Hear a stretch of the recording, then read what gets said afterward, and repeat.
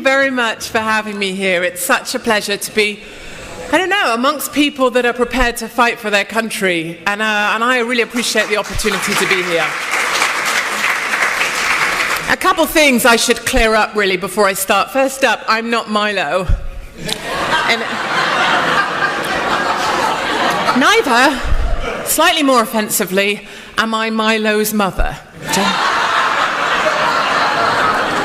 And also, for the record, some people on the Democratic side of things say that I'm a crap Ellen DeGeneres. I'm not her either. Actually, I'm not even gay. I just have short hair. Those are two different things. I am a straight, white, conservative female with one husband and 3 children under 13. And where I come from, back in Blighty, that virtually makes me an endangered species. I'm on the extinction sort of list, the list of animals that are due for extinction. I'm up there with the black rhino. And he has an advantage because he's black. Black Lives Matter, people. In fact, the threat against me has become a little bit more real of late. I've been kind of under attack myself, I suppose, as so many of us have. Only last week, a lovely lady called Madia Haraha. If I got that wrong, I don't apologize. And her partner, they're British, of course.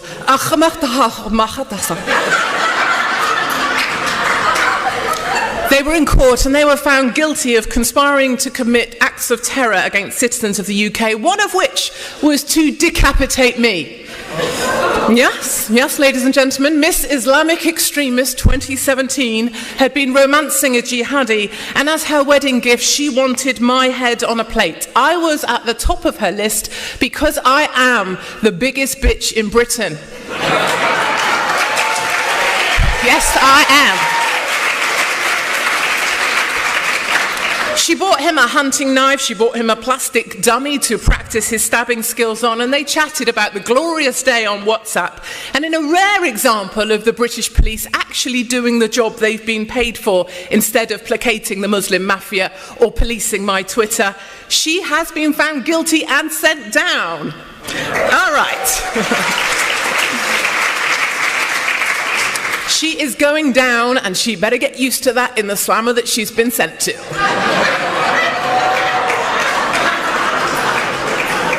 And I live to fight another day. And so here I am, and my message to you resonates with what the boys were saying. I was thinking they're a bit like the 3 wise monkeys, those guys, aren't they? Except they do hear it, they do see it, and they do say it. So thank God for them. But my message is simple. Do not let this great country become the United Kingdom. Do not allow America to fall as Europe has fallen. Look at us. Let us be a warning. Be better than us. I've watched my country fall apart, and I want to warn others before they let their country do the same. And believe me, I love my country. I'm not quick to talk it down. I was sponsored through university by the Intelligence Corps. I passed out of the Royal Military Academy, Sandhurst, to serve my country as an army officer. We went in as a troop of 32 girls. We came out as 8, more or less, men. Oh yeah. It's still there, but doesn't work that much. And I wanted to become the first female general. My epilepsy put paid to that. It's why I have short hair too, actually. But it brought me to the media, and so my fight goes on. And this fight is real. The UK today is a place few of us recognise. I get letters and emails, really upsetting ones, from 60 and 70-year-olds struggling to make sense of the country they love. Like my mum and dad, they ask me, has the world gone mad? How is this all going to end up? Where does this stop? Some of them email me to say that they're glad they're old because they will be gone soon. And and they won't have to wait for the time they see their country fall. These are hard messages to read, and they're really hard messages to respond to. And believe me, I am wary of painting too depressing a picture. I have not come here to be part of the fear. I have not come here to talk my country down or to fail to see the good in Britain, but there are some blunt truths I believe it is my duty to tell. You are more likely to be raped in London than in New York. You are more likely to be attacked with acid from a guy on a moped in East London than in Islamabad. And when it comes to terror, the head of the UK MI5 said the risk is now impossible to contain or to control. Serving police officers in Muslim-controlled areas of the UK email me and allege that the local imam at the mosque is in charge of selecting the police officers he will allow to police his neighbourhood. In a relentless programme of appeasement by the establishment, they continually seem to put the lives of jihadi and the Muslim mafia ahead of the lives of our own daughters. And in the latest recruitment round for the police, white British males were excluded from the day's coaching in how to pass the recruitment day. If you were white and male, you could not go. If you were gay or ethnic or black or any other minority, then you could apply. And I have nothing against those people. But in the UK, discrimination against whites is institutionalised and systemic. I applied for a place for my husband just to see if he could get through. He's a male, vaguely, and he's white, and they said no. But without a minority card to play or a race card, you have no grounds for redress anymore in our country. The UK is now formed of two distinct territories. There is Londonistan and there is the rest of the UK. London and the rest of the UK. If you took Britain and spun it on its side, it is very much a baby America. London is Clinton. London is California, the bad bits, and all the good bits I see are here today. London is Bill de Blasio's New York, and he's an utter cockwomble if ever I met one. He may be tall, but he is the smallest man I know. And then there is a better place. There is a place called the rest of the UK. There is a place where hard-working Brits want to do a fair day's work for a fair day's pay. They want to look after their families. They want to love their country. They'll fight for their country. They support Trump. They voted Brexit. Occasionally we want to have a barbecue with our families, but we can't because it never stops bloody raining. That is a good place, and it's the place where I come from. It's the place where I put my lovely husband. It's the place I put my children, and it's the place that I live in. I live in a place called the rest of the UK. And here people have grown weary about speaking out because it's just not worth the hassle. There is mass silencing of the thoughts of Brexiteers, of us deplorables, considered racist or stupid or wrong. We're browbeaten into shutting up. But they're still there. And there's a quiet rumble of discontent at the state of Londonistan. And that quiet rumble is getting louder. Our win for Brexit was just like your win for Trump, which I went on CNN and called a week before it happened. And that went really well. And when we stand together, our voices are a low rumble that becomes an almighty thunder, and our voices are heard. The quiet rumblings turn into a roar, and we're not alone. Across Poland, Italy, Austria, Germany, the voices of the discontented are rising up to reject the globalist agenda of the people that are managing the decline of Europe and letting us fall. Sebastian Kurtz's People's Party, he is also better looking than the Canadian Justin Trudeau, so take that, you lame-ass piece of crap. The German AfD, the huge parade of patriots in Poland recently in support of national pride. You can feel the determination of the people that I talk to. I can feel the possibilities. There is hope.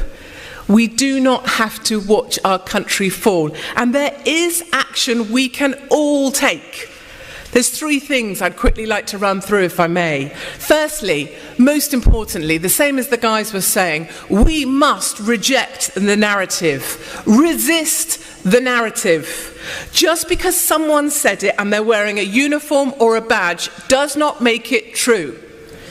When we're scared, a strong narrative can be reassuring, like when we're little and a bad things happen and you run and you tell your teacher. And so too after terror. We look around for someone in a uniform to tell us what to do. These days in the UK, they say, run, hide, tell. My granddad fought in the war. These were not orders that he would recognise.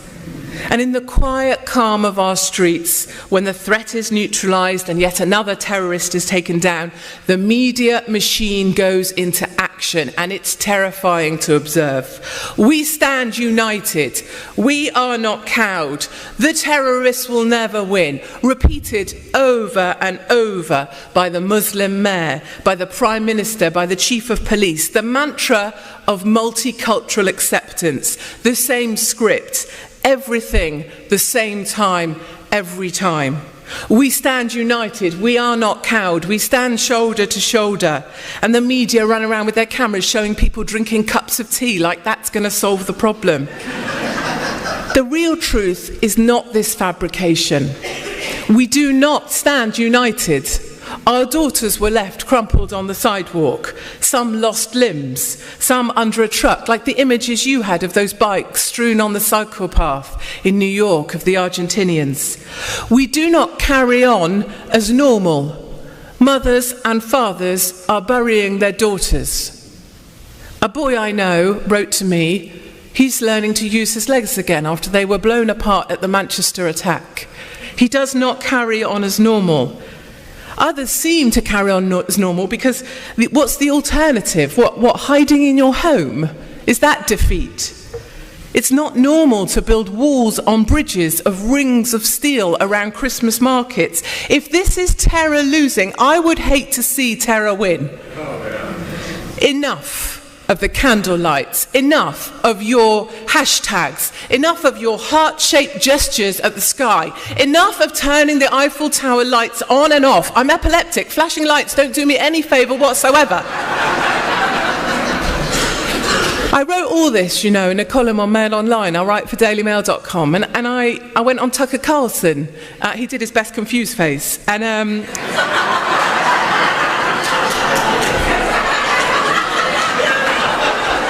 Tucker, quit that.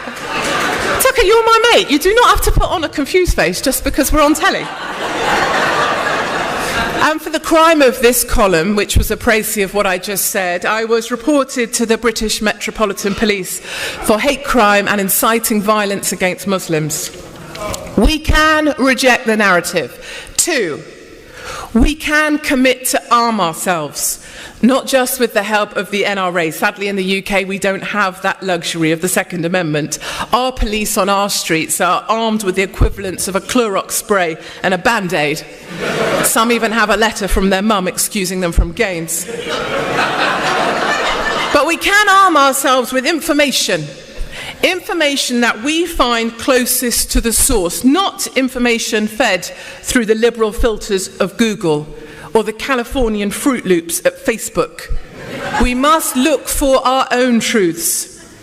I spent 48 hours in the migrant camp at Calais in France. It's called the jungle, quite appropriate, it seems to me, where African migrants masquerading as children and asylum seekers fought their way through tear gas and steel fencing to break into the trucks crossing over from France to Dover to sneak into the UK. My photographer was lynched, his camera was stolen, his wallet taken, he was beaten up, and he went home because he was badly beaten, actually. I had my arm dislocated. They came for us with steel bars. We were put in the back of a van and taken out of the camp to safety. I went back in the next day. I was told to cover up by the charity workers there, the do-gooders, the Democrats, those types, They told me to cover up my shoulders because it was offensive to the Muslim men. So I stripped off. They didn't like my tiny tits much better either. I met a lady with a little boy, and I was trying to find this quieter story, real women, real problems. And her little boy, it was the first child I'd seen in camp, and she invited me into her little caravan thing. And it turned out her little boy was in fact a little girl, except she dressed him as a boy so that at night the migrant men wouldn't come and try and steal him from her. And I learned a big lesson as well. I was naive. Migrants don't come for a new life and leave their old life behind. They bring them with them. All the old conflicts from back home. The Eritreans hate the Somalis, who hate the Afghanis, who don't speak to the Libyans, and they're still fighting. They come, they do not start a new life, they bring the conflicts from back home. I spent 48 hours in the cab of a large haulage truck because I wanted to understand the dangers of this crossing people were making. I always said, one day someone will die making this crossing because our truckers are at risk. British truckers' lives are at risk, and indeed one has since died.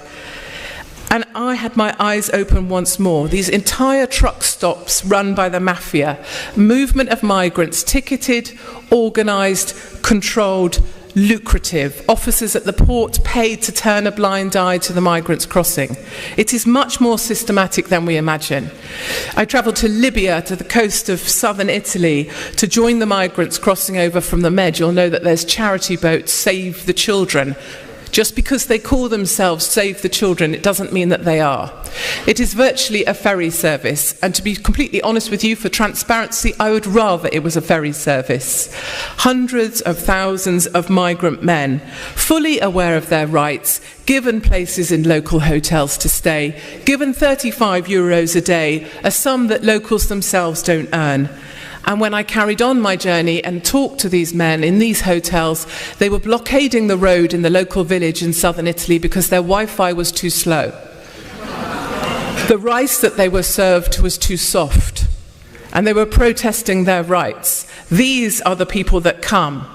I met with a woman on the tarmac at the side of the road in the heat, and she looked ill. She said she was poorly. She was there to service the drivers as they passed. She was trafficked for this life. And these do-gooders, remember, think they are saving lives. They are not saving lives. They are destroying lives while they're pretending to do good. And I walked the suburbs of no-go Sweden because Trump said, Sweden has fallen, and the media crucified him for that. They mocked him relentlessly. I can confirm firsthand, Sweden has fallen. An elderly woman grabbed me. She had only Arabic for language. She grabbed me by both arms. Wrong hair, wrong face, wrong place. She was worried for me. She was a kind lady. I was the only white woman, the only white in the whole of the area of Sweden that I was in, where people no longer go. And she was worried for my safety. No-go Sweden has fallen to the migrants, and the Somalis still battle the Eritreans, who still battle the Afghanis, just like they did in the camp at Calais. And whilst I was there, 2 hand grenades were found in the police station, just in a bin outside the police station. And a week later, a Muslim took a truck and rammed it into pedestrians in the shopping arcade, as you will recall. One was an 11-year-old girl. It's a curious thing, how the bodies of our daughters slain by Islamist terror never make the front pages of any of the press. I interviewed a girl who lived in the forgotten suburbs because it was all she could afford. She can't go out at night. She daren't leave her home. She was burgled, but the police couldn't come because their cars are looted and torched. She said she's no longer allowed to carry pepper spray to defend herself because a girl that was attacked by a gang of Muslim men accidentally pepper sprayed the wrong guy and was prosecuted for GBH. Sat in the darkness of our home, she wouldn't even allow me to take a picture of her face for the camera for fear of reprisals by Swedish feminists who support the migrant men at all costs. In the game of top trumps, the victim edition, if you are a migrant, you win every time. Swedish feminists, in fact feminists as a whole, have never been more disappointing. I fail to see how they support women. And I met the head of the toughest fire station in Sweden, who was exceptionally good looking. I'm just going to say that. But once I'd moved over on that point, he was now building a bigger fence around the station to stop migrants vandalising the engine, the fire engines, and to stop them coming in and stealing the cutting equipment, which they like to steal. I asked him whether walls like this were our future, and he looked at me really strangely. He was surprised. He said, "No, it's too late for that. We no longer build walls to keep people out.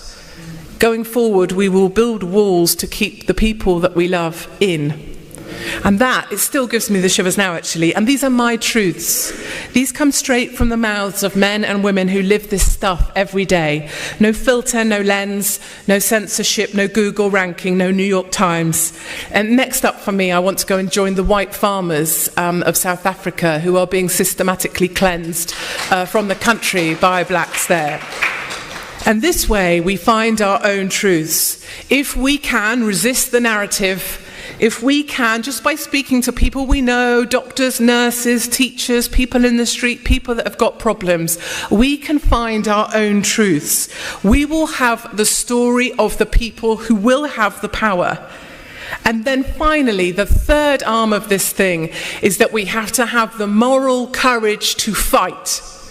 We have to somehow find the strength to withstand the constant attacks that we face. And Trump is the Jedi Master at this game. I love him. We know what it's like to be ostracized by friends who don't like our opinions. People can be unkind, the media can be merciless, but we all need to find the moral courage to stand strong. You know, I have battles of my own, of course. I have Mrs. who see my head as a prize. I've got the pocket-sized Muslim mayor of Londonistan, who's about as useful as a chocolate teapot. There is a ruder version which involves a penis-flavoured lollipop, but I thought that wasn't correct for today. I have a Muslim mayor that I cannot stand. He's spent £1.7 million on an online hate police force to police my Twitter feed. I've been arrested for my writing. I was interviewed under caution by the Major Crime and Homicide Command for a column in a newspaper, and I was referred to the Crown Prosecution Service for my commentary on life because a complaint was made by the Society for Black Lawyers. I look forward to meeting the Society for White Lawyers one day. And my family are reported to social services on a fairly regular basis. People hope that they can take my children from me, and that will silence me. The last time social services rang and said they'd had a complaint, I said, but my children are at home and my husband just made them a prawn salad, because prawns are quite posh in my family. And the guy was like, that doesn't really help. No, it doesn't. And vexatious litigation, of course, is never far from my door. But I'm not complaining. There is no self-pity. I've put myself out there. I have to suck it up. If I don't like it, I can get home, sit on my sofa, shut up, and become a vegan. And that is not going to happen. But resistance is key, and when we come under attack, we need to make like an arrowhead and feel the criticism falling from your sides. You know, I get a lot of emails from 16, 17-year-olds who feel like they have no voice in school anymore. They can't say if they're a Brexit supporter or if they're one of the members of Gays for Trump. They can't speak out. And I say to them, make like you're diving into a swimming pool. Feel the water coming off your sides. Feel that, imagine that's the criticism falling off you, and keep moving forward. We can keep moving forward. The liberals who reject Brexit or try to discredit Trump, they gave birth to our determination to succeed. They are Frankenstein and we are their monster, and we are big and we are bad and we are coming for them. They are right to be afraid.